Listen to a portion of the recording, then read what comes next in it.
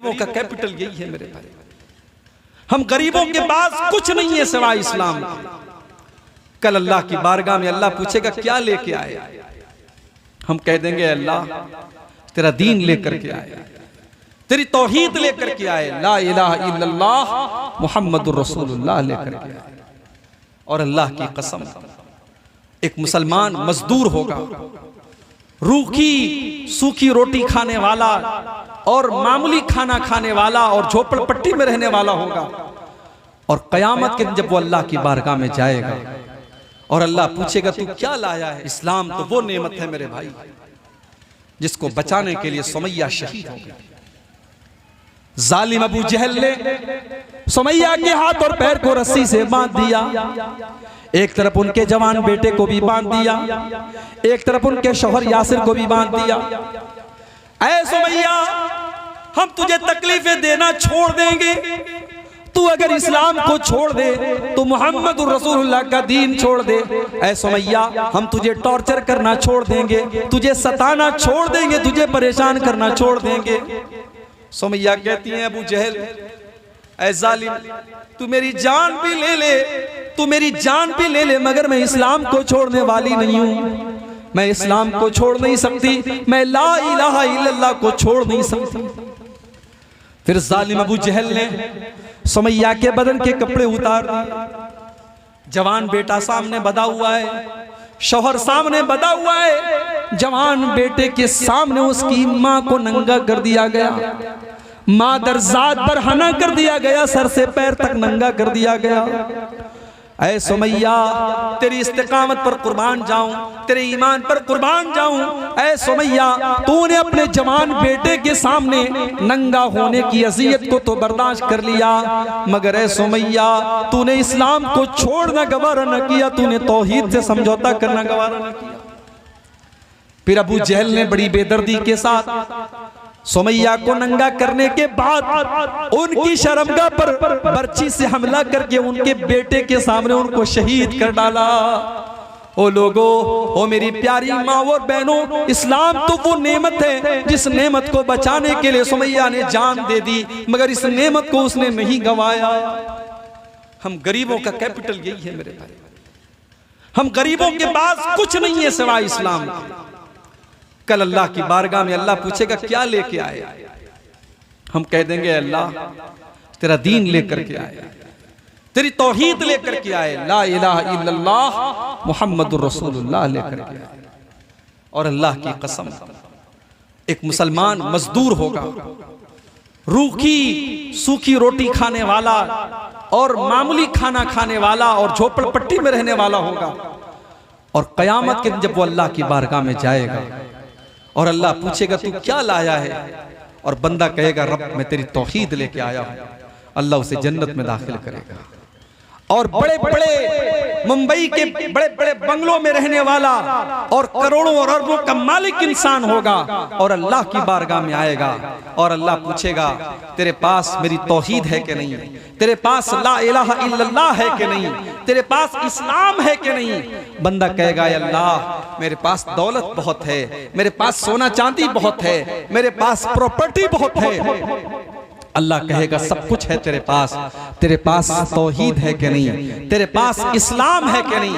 अगर बंदा कहेगा इस्लाम नहीं है मेरे पास, तो अल्लाह ताला ऐसे इंसान को जहन्नम में दाखिल करेगा। मेरे प्यारे साथियों, हमारी सबसे बड़ी अगर दौलत है तो यही ईमान है, यही इस्लाम। इसीलिए अल्लाह से दुआ किया करो कि अल्लाह हमको इस्लाम के अंदर आने के बाद अब इस्लाम से कभी निकलने की नौबत हम पर ना आए। इसीलिए अल्लाह से दुआ किया करो, रब्बना ला तुज़िग़ क़ुलूबना बअद इज़ हदैतना। ऐ हमारे रब, ऐ हमारे परवरदिगार, जब तूने हमको हिदायत अता फरमा दी तो हिदायत के कबूल कर लेने के बाद और इस्लाम के अंदर आ जाने के बाद ऐ अल्लाह कभी भी हमारे दिलों के अंदर कजी ना आने पाए, कभी भी हमारे दिलों के अंदर गुमराही ना आने पाए, हमें गुमराही से बचा करके रखना। और जानते हो सवारी पर बैठने की दुआ याद है कि नहीं? मेरी 3 साल की बच्ची को याद है माशाअल्लाह। और अभी हमारे सिकंदर साहब का बेटा हदीसों को सुना रहा था, बड़ा अच्छा लग रहा था। अपने बच्चों को मेरे भाइयों ये सब सिखाना चाहिए। सवारी पर बैठने की दुआ आप जब पढ़ेंगे, आपके छोटे छोटे बच्चे आपको पढ़ता हुआ देख करके आपको सिखाना नहीं पड़ेगा, ऑटोमेटिक सीख जाएंगे। और सवारी की जब आप दुआ पर गौर कीजिएगा, दुआ के उन अल्फाज में हमने अल्लाह से क्या क्या नहीं मांग लिया मेरे भाइयों, उस दुआ के अंदर हमने सब कुछ मांगा। जैसे हम सवारी के ऊपर बैठे, हमने कहा सुब्हानल्लज़ी सख्खर लना हाज़ा, बड़ी पाक है वो जात जिसने इस सवारी को हमारे कंट्रोल में किया है। हम तो इसको अपने काबू में नहीं कर सकते थे, वमा कुन्ना लहू बिमुक़रिनीन, हम इस सवारी को अपने कंट्रोल में नहीं कर सकते थे। जो वो तो अल्लाह की जात है जिसने इस सवारी को हमारे कंट्रोल में किया है। अल्लाहुम्मा हव्विन अलैना सफरना हाज़ा, ऐ अल्लाह तू हमारे सफर को आसान कर दे। वत्व अन्ना बोदा, और ऐ अल्लाह तू सफर की दूरी को लपेट दे, तू सफर के फासले को कम कर दे। अल्लाहुम्मा इन्ना नऊज़ु बिका मिन वसाइस सफर, ऐ अल्लाह मैं तेरी पनाह चाहता हूँ सफर में आने वाली परेशानियों से। व कआबतिल मंजर, और सफर के अंदर कोई बुरा मंजर मैं देख लूँ, मैं इससे भी तेरी पनाह चाहता हूँ। व सूइल मुनक़लब फिल माली वल अहल, और ऐ अल्लाह जब मैं सफर से अपने घर लौटूँ तो अपने बीवी बच्चों को किसी खराब हालत में न देखूँ, किसी बुरी हालत में न देखूँ।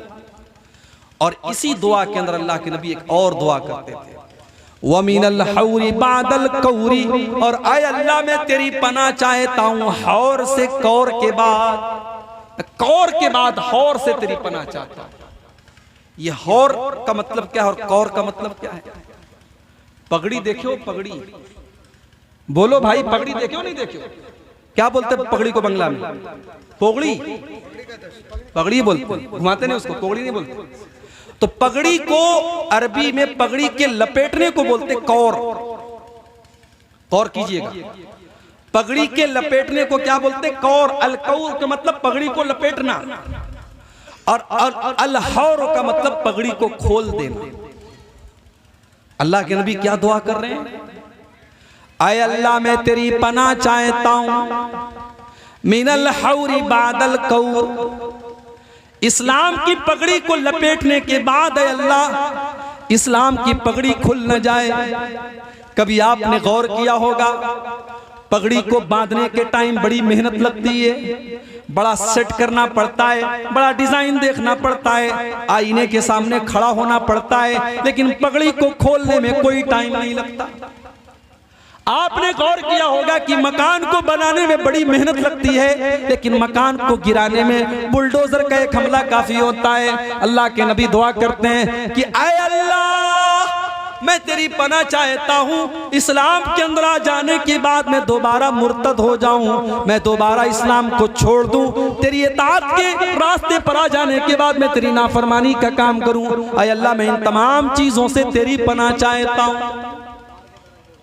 एक इंसान पहले से गलत काम कर रहा है, वो बुरा कर रहा है, मगर एक इंसान सीधे रास्ते पर आने के बाद गलत काम करे, ये ज्यादा अफसोस की बात है।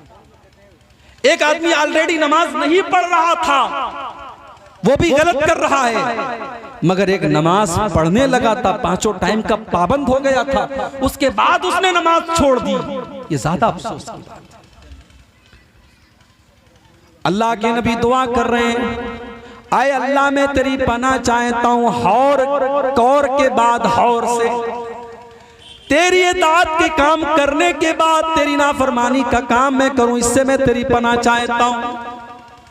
इसीलिए मेरे भाइयों अल्लाह के नबी ये भी दुआ किया करते थे, या मुक़ल्लिबल क़ुलूब, ऐ दिलों के फेरने वाले, सब्बित क़ल्बी अला दीनिक, ऐ अल्लाह तू मेरे दिल को अपने दीन के ऊपर साबित कदम कर दे, जमा दे।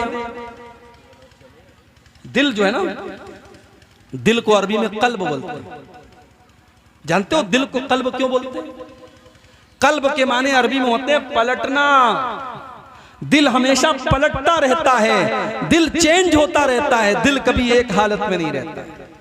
इसीलिए दिल का नाम कल्ब पड़ा, क्योंकि दिल हमेशा पलटता रहता है। और जब दिल पलटता रहता है तो अल्लाह के नबी दुआ करते थे कि ऐ दिलों के पलटने वाले, ऐ दिलों के चेंज करने वाले, ऐ अल्लाह मेरे दिल को अपने दीन के ऊपर स्टेबल कर दे, मेरे दिल को अपने दीन के ऊपर फिक्स कर दे, मेरे दिल को अपने दीन के ऊपर जमा दे, मेरे दिल के अंदर कभी गुमराही ना आए, कभी कोई कजी ना आए, कभी कोई टेढ़ापन ना आए। जब अल्लाह के नबी ये दुआ करते थे तो हजरत अनस बिन मालिक रजी अल्लाह तआला अन्हु ने पूछा, क्या अल्लाह के नबी, क्या आपको हमारे बारे में भी डर है? हम तो आपके ऊपर ईमान लाए, हमने इस्लाम कबूल कर लिया, कि आपको हमारे बारे में भी डर है कि हमारा दिल पलट जाएगा? अल्लाह के नबी ने फरमाया, ऐ अनस, इन्ना क़ुलूब बनी आदम बैन उसबुअैन मिन असाबिर रहमान। ऐ अनस, तमाम के तमाम इंसानों के दिल अल्लाह ताला की 2 उंगलियों के दरमियान है। अब अल्लाह की 2 उंगलियां कैसी हैं हमें नहीं पता, लेकिन अल्लाह की उंगली है। हम नऊजुबिल्लाह ये नहीं कह सकते कि अल्लाह की उंगली हमारी उंगली की तरह है। अल्लाह की उंगली है, हम ईमान रखते हैं। अब अल्लाह की उंगली कैसी है, कैफियत हम नहीं जानते। सारे आदम के औलाद के दिलों को अल्लाह ताला अपनी 2 उंगलियों के दरमियान घुमाता रहता है। इसीलिए मैं अल्लाह से दुआ करता हूं कि ऐ दिलों के फेरने वाले और ऐ दिलों के पलटने वाले, तू मेरे दिल को अपने दीन के ऊपर साबित कदम रख दे। आज मेरे भाइयों, इस दुआ को हमें और आपको पढ़ने की जरूरत है। यह फितरों का दौर है और नबी ने इस दौर के बारे में कहा था कि शाम को आदमी मुसलमान होगा, सुबह को काफिर होगा, सुबह को मुसलमान होगा, शाम को काफिर होगा।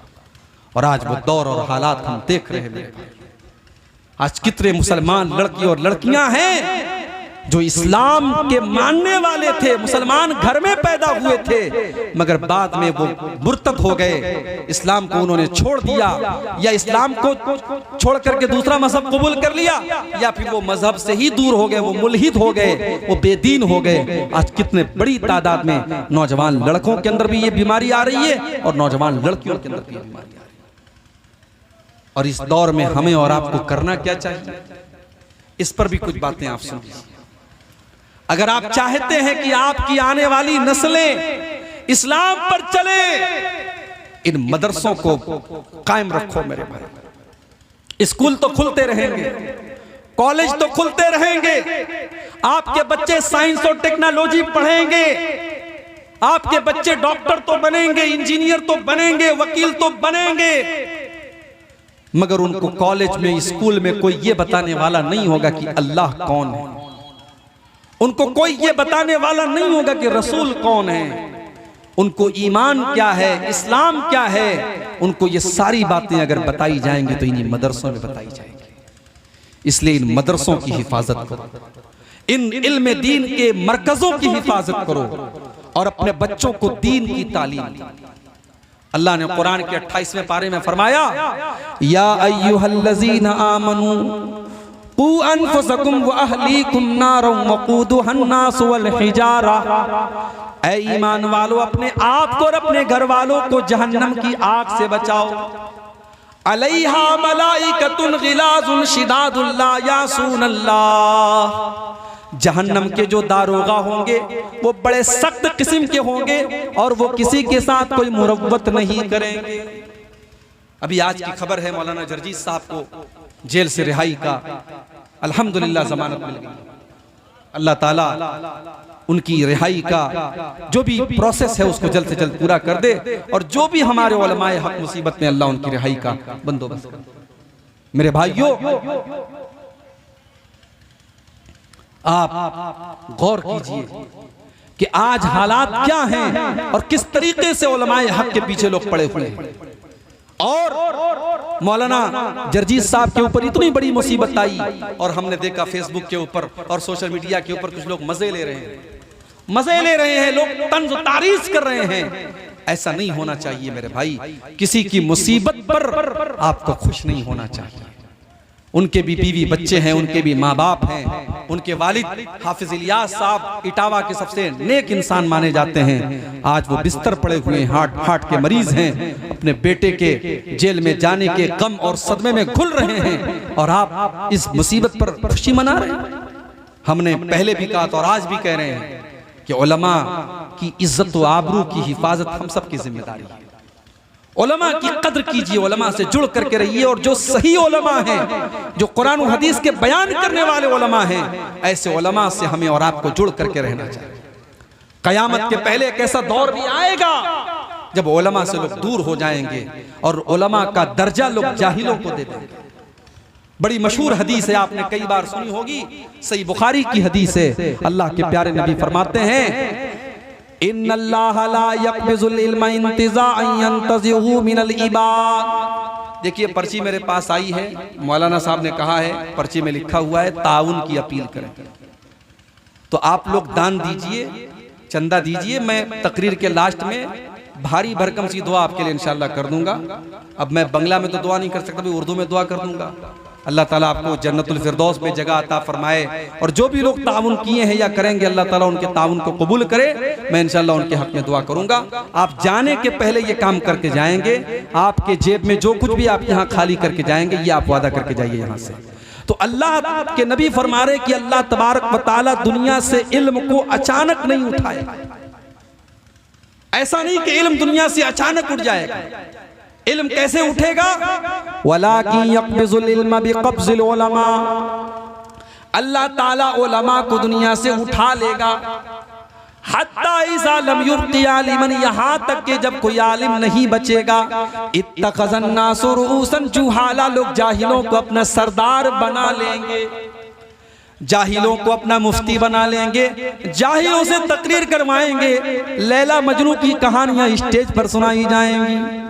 आपके बंगाल और सीमांचल में बहुत सारे मैं जानता हूं, ऐसे वक्ताओं को जानता हूं, ऐसे मुकर्रिरीन को जानता हूं, पूरी तकरीर में शायद कुरान की कोई एक आयत पढ़ते हो, उनका पूरा वक्तव्य और पूरी तकरीर उनकी फजूल किस्से कहानियों पर मुश्तमिल होता है। ये गलत है मेरे प्यारे साथ। अगर आपने इसको कंट्रोल नहीं किया तो आने वाले वक्तों में आप इस जलसे के स्टेज पर नाचने गाने वालियों को भी बुला डालेंगे। अगर आपने पब्लिक की डिमांड को देखा और आवाम की डिमांड को देखा तो आपके स्टेज पर खूबसूरत कपड़े पहन करके गजल पढ़ने वाली शायरा भी आकर के गजल पढ़ेगी, देख लीजिएगा। और शुरू हो चुका है। इस साल सीमांचल के कई जलसों में मैंने सुना साफ शायर लोग आ रहे हैं। कहां से आ रहे हैं? मऊ से आ रहे हैं, लखनऊ से आ रहे हैं।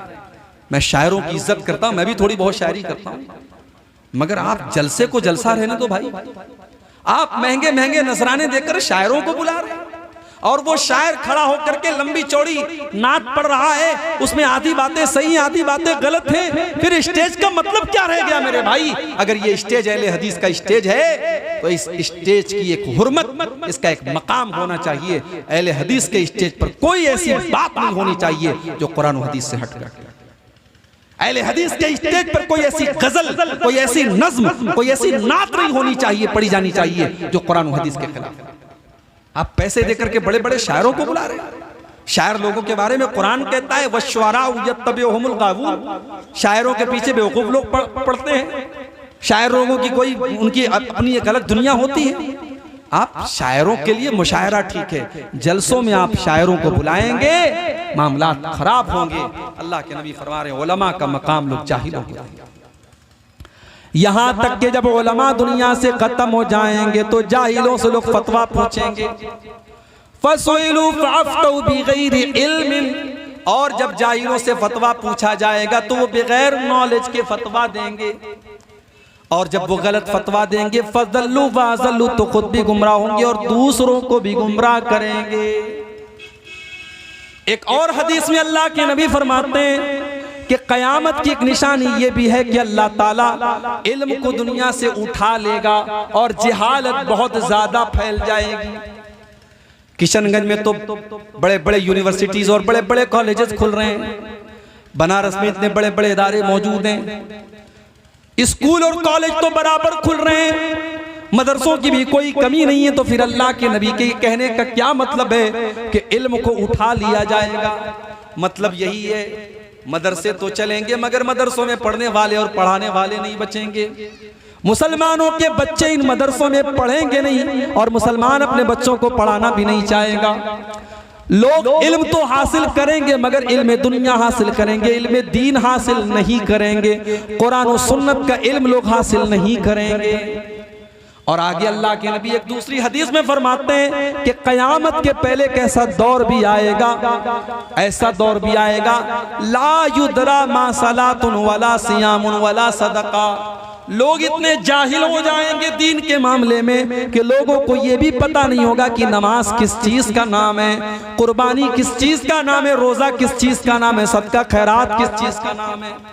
वल युसरा अला किताबिल्लाहि अज़्ज़ व जल्ल फी लैलतिन, और अल्लाह ताला कुरान को रातों रात उठा लेगा। हत्ता ला तबका मिनहु आयतुन फिल अर्ज़ि, यहाँ तक के रुए जमीन पर कुरान की एक आयत भी बाकी नहीं बचेगी।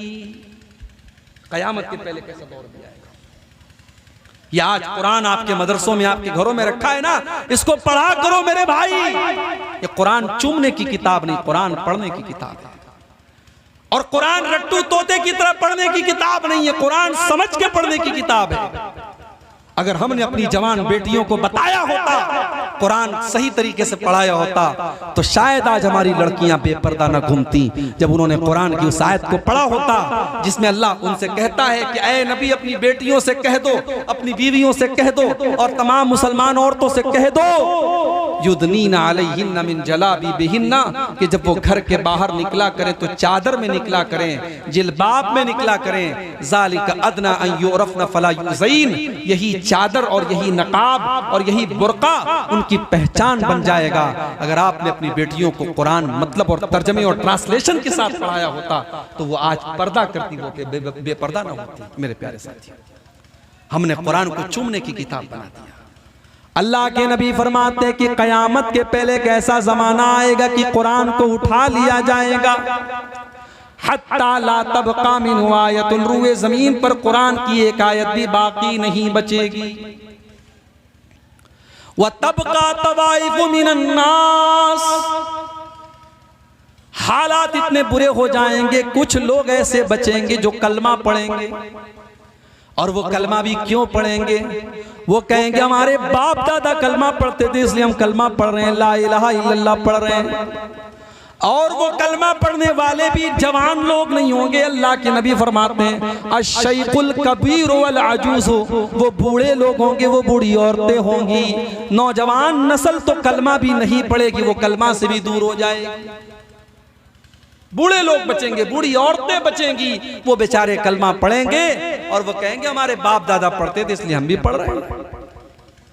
जब अल्लाह के नबी की यह हदीस हजरत हुज़ैफा ने बयान की, हुज़ैफा रज़ी अल्लाह ताला अन्हु ने जब ये हदीस बयान की, उनके एक शागिर्द ने कहा जिनका नाम सेला बिन ज़ुफ़र था, उन्होंने कहा हुज़ैफा, जब लोगों को नमाज का मतलब नहीं पता, जब लोगों को रोजा का मतलब नहीं पता, सदका खैरात का मतलब नहीं पता, कुर्बानी का मतलब नहीं पता, तो ऐ हुज़ैफा ला इलाहा इल्लल्लाह पढ़ने का क्या फायदा उनको मिलेगा, जरा ये आप बता दीजिए। हजरत हुज़ैफा ने कोई जवाब नहीं दिया, मुंह फेर लिया। सेला ने दोबारा सवाल किया, हजरत हुज़ैफा ने फिर मुंह फेर लिया। जब 3 बार लगातार उनके शागिर्द ने सवाल किया तो हजरत हुज़ैफा ने फरमाया कि तुनजीहिम मिनन नार, ये कलमा उनको जहन्नम की आग से बचाएगा। यानी कयामत के पहले कैसा दौर भी आ जाएगा कि सिर्फ कलमा पढ़ने की वजह से अल्लाह ताला नजात देगा, वो इस कदर जहालत का दौर होगा। मेरे प्यारे साथियों, अपने बच्चों को, अपने घर के लोगों को, अपनी फैमिली को इल्म दीन के साथ जोड़िए। जब तक हम इल्म दीन अपने घर में माहौल पैदा नहीं करेंगे, हम खुद भी इल्म दीन नहीं सीखेंगे, अपने बच्चों को नहीं सिखाएंगे, हम जहन्नम की आग से अपने घर वालों को नहीं बचा सकते। और ये भी याद रखिए, कभी भी किसी गुनाह को हकीर मत समझिए। इंसान की बर्बादी यहीं से शुरू होती है, जब वो ये सोचता है कि ये गुनाह तो कर लेना चाहिए, इसमें कोई हर्ज की बात नहीं है। किसी भी गुनाह को हकीर मत समझिए। अल्लाह के नबी फरमाते हैं इय्याकुम व मुहक्करातिज़ ज़ुनूब, ऐसे गुनाहों से बचा करो जिनको हकीर समझा जाता है। छोटे छोटे गुनाहों से बचा करो जिनको लोग छोटा समझते हैं, इसलिए कि ये छोटे छोटे गुनाह इंसान के ऊपर इकट्ठा होकर के उसको हलाक कर देते हैं, बर्बाद कर देते हैं। तो गुनाहों से बचो मेरे प्यारे साथी। इसी तरीके से आज के इस दौर में हमें और आपको दुनियादारी के फितने से भी बचना पड़ेगा। दुनिया के चंगुल में हम इतने न फंस जाएं कि हम आखिरत को भूल जाएं। इंसान की बर्बादी के पीछे आज बहुत बड़ी वजह दुनिया के फितने में पड़ जाना भी है। इसीलिए अल्लाह के नबी अपनी उम्मत के बारे में ये फरमाते हैं, मल फक्र अख्शा अलैकुम, ऐ मेरी उम्मत के लोगों, मुझे इस बात का डर नहीं है कि तुम गरीब हो जाओगे, वलाकिन अख्शा अलैकुम अन तुबसत अलैकुमुद दुनिया, मुझे डर है तो इस बात का डर है कि दुनिया तुम्हारे ऊपर फैला दी जाएगी और तुम दुनिया के फितने में पड़ जाओगे और दुनिया के लिए तुम लड़ना शुरू कर दोगे और दुनिया ने जैसे तुमसे पहले की उम्मतों को हलाक किया था तुमको भी हलाक कर देगी। तो दुनियादारी के फितने से बचिए। इसी तरीके से औरत के फितने से भी हमें और आपको बचना होगा। अल्लाह के नबी फरमाते हैं, मा तरक्तु फितनतन अज़र्रा अला रिजाल मिन उम्मती मिनन निसा, मैंने अपनी उम्मत के मर्दों के लिए औरतों से खतरनाक कोई फितना नहीं छोड़ा है। आपने ये भी फरमाया, अल्लाह ताला ने दुनिया को बहुत रंगीन बनाया है इसलिए ताकि अल्लाह ताला तुम्हारा इम्तिहान लेना चाहता है तुम कैसा अमल करते हो। फत्तकुद दुनिया वत्तकुन निसा, तो ऐ मेरी उम्मत के लोगों, तुम दुनिया से बच कर के रहना और औरतों से बच कर के रहना। इसलिए कि बनी इस्राइल के अंदर जो पहला फितना पैदा हुआ था इसी औरत की वजह से हुआ। औरतों के फितने से भी हमें और आपको बच कर के रहना। और इसी तरीके से अभी कभी भी अपनी इबादत पर गुरूर मत करो। ये मत सोचो कि साहब हमने बहुत इबादत कर ली अब तो अल्लाह ताला की हमारी जन्नत पक्की हो गई। नहीं, इबादत पर गुरूर नहीं करना चाहिए, इसलिए कि आपकी इबादत की वजह से आपको जन्नत नहीं मिलेगी जब तक अल्लाह ताला अपना करम आपके ऊपर नहीं करेगा। सही मुस्लिम के अल्फाज हैं, अल्लाह के नबी फरमाते हैं, तुम में से कोई इंसान अपने अमल की बदौलत जन्नत में दाखिल नहीं हो पाएगा। सहाबा ने पूछा, अल्लाह के नबी क्या आप भी? आपने फरमाया कि हाँ, मैं भी जन्नत में अपने अमल की बदौलत नहीं जा पाऊंगा। इल्ला अन यतगम्मदनी अल्लाहु बिरहमतिही, जब तक अल्लाह ताला अपना रहमो करम न फरमा दे तब तक मैं भी जन्नत में नहीं जा सकता। जब तक अल्लाह का करम नहीं होगा, अल्लाह की रहमत नहीं होगी, कोई जन्नत में नहीं जा सकता। इसलिए कभी इंसान को गुरूर नहीं करना चाहिए, साहब मैं तो बहुत नेक इंसान हूँ, मैं तो बहुत पारसा हूँ, मैंने तो बड़ी मस्जिदें बनवाई हैं, मदरसों में मैंने बड़े बड़े चंदे दिए हैं, मेरी तो जन्नत पक्की है। कभी ये नहीं सोचना चाहिए। इब्राहीम अलैहिस्सलाम खाने काबा की तामीर कर रहे थे, दुनिया की पहली मस्जिद बना रहे थे, अल्लाह का पहला घर बना रहे थे, मगर उनकी जुबान पर क्या अल्फाज थे, कोई गुरूर नहीं, कोई घमंड नहीं, कोई नाज नहीं, बल्कि जब वो खाने काबा को बना रहे थे तो अल्लाह ने नक्शा खींचा है, वैज़ी यरफ़ौ इब्राहीमुल क़वाइद मिनल बैति व इस्माईल। याद करो जब हजरत इब्राहीम खाने काबा को बना रहे थे और उनका बेटा इस्माईल भी अपने बाप का साथ दे रहा था और दोनों बाप बेटे दुआ कर रहे थे, रब्बना तक़ब्बल मिन्ना इन्नका अंतस समीउल अलीम। ऐ हमारे परवरदिगार, तू हमारे इस अमल को कबूल फरमा ले, बेशक तू नेकियों की को जानने वाला और हमारे दिल की दुआओं को सुनने वाला है। तो नेकी पर गुरूर नहीं करना चाहिए मेरे भाई। तो ये वो चीजें हैं जिनकी वजह से आज हमारा नौजवान तबका, हमारे लड़के और लड़कियां आज मुर्तद हो रहे हैं। मेरे प्यारे साथियों, ये बहुत ही अफसोस की बात है। इस्लाम कबूल कर लेना ये कमाल नहीं है, इस्लाम कबूल करने के बाद इस्लाम के ऊपर जमे रहना, जिसको इस्तिकामत कहा जाता है, ये कमाल है। और इसीलिए अल्लाह ने कुरान में वादा किया है कि जो इस्लाम लाने के बाद इस्लाम पर जमा रहेगा उसे हम दुनिया और आखिरत में कामयाब करेंगे। अल्लाह ने फरमाया, इन्नल्लज़ीना क़ालू रब्बुनल्लाहु सुम्मा इस्तक़ामू ततनज़्ज़लु अलैहिमुल मलाइका, जो लोग दुनिया में अल्लाह को अपना रब मानते हैं और फिर उसके ऊपर जम जाते हैं, उनके ऊपर अल्लाह के फरिश्ते नाजिल होते हैं और उनको तसल्ली देते हैं, अल्लाह तख़ाफू वला ताज़नू, तुम्हें डरने की जरूरत नहीं, तुम्हें गमगीन होने की जरूरत नहीं है, व अबशिरू बिल जन्नतिल्लती कुंतुम तुअदून, तुम खुश हो जाओ, तुमको जन्नत मिल करके रहेगी जिस जन्नत में जाने का तुमसे वादा किया गया है। तो ये चंद बातें मैंने आपके सामने रखी हैं, ये वो चीजें हैं जो आम तौर से हमारे नौजवान लड़के और लड़कियों के मुर्तद होने का सबब बनती हैं। और चूंकि मौजूदा वक्त का ये एक बर्निंग टॉपिक है, एक बड़ा अहम मुद्दा है, एक बड़ी तादाद में मुसलमान लड़कियां आज मुर्तद हो रही हैं, हमें और आपको इस पर तवज्जो देने की जरूरत है। अपने लड़के और लड़कियों की तालीम पर तवज्जो देने की जरूरत है। आपकी जवान बेटी कहां जा रही है, किसके साथ उठ बैठ रही है, आपको इस पर नजर रखनी पड़ेगी मेरे भाइयों।